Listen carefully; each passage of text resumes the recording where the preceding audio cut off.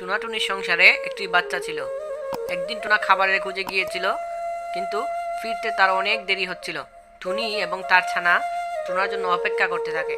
Tuna এখনো ফিরছে না কেন? এত দেরি করে তো কোনোদিন ফিরেনি। কি জানি কি হলো। টুনি, টোনা আর আমি একসাথে খাবার খুঁজতে গিয়েছিলাম একটি বনে। ওখানে শিকারীরা ফাঁদ পেতে রেখেছিল, তা আমরা বুঝতে পারিনি। টোনা শিকারীর ফাঁদে আটকে পড়েছে। টুনি, তুমি কাঁদছো? কেঁদো না। এখন আমার আর আমার ছানার কি হবে? আমার ছানাটা তো এখনো অনেক ছোট, অল্প বয়সে বাবাকে হারিয়ে ফেললো। কাল থেকে আমি নিজেই খাবার জোগাড় করতে বের হব, কিন্তু এই ছোট্ট ছানাটাকে রেখে খাবার খুঁজতে যেতে আমার টেনশন হয়। পরদিন থেকে টুনি নিজেই খাবার আনতে যায়। মা, আমিও আজ তোমার সাথে বের হব। না, তুমি এখনো অনেক ছোট, আর একটু বড় হও তারপর। না মা, আমি যাবই। একা একা বাসায় আমার ভালো লাগে না। ঠিক আছে, কাল নিয়ে যাব। পরদিন টুনি খাবারের খুঁজে টুনটুনকে সাথে করে নিয়ে গেল পাশের জঙ্গলে। তারা খাবার খুঁজতে লাগলো।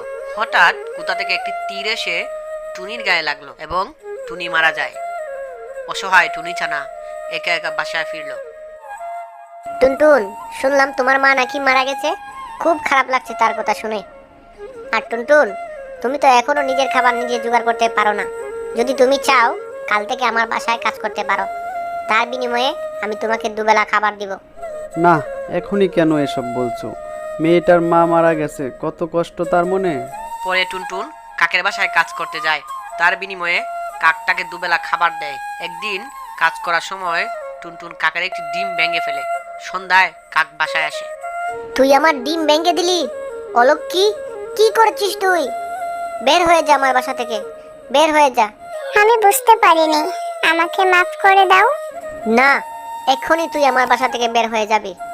পরে টুনটুন কাকের বাসা থেকে বেরিয়ে অজানার উদ্দেশ্যে চলতে থাকে।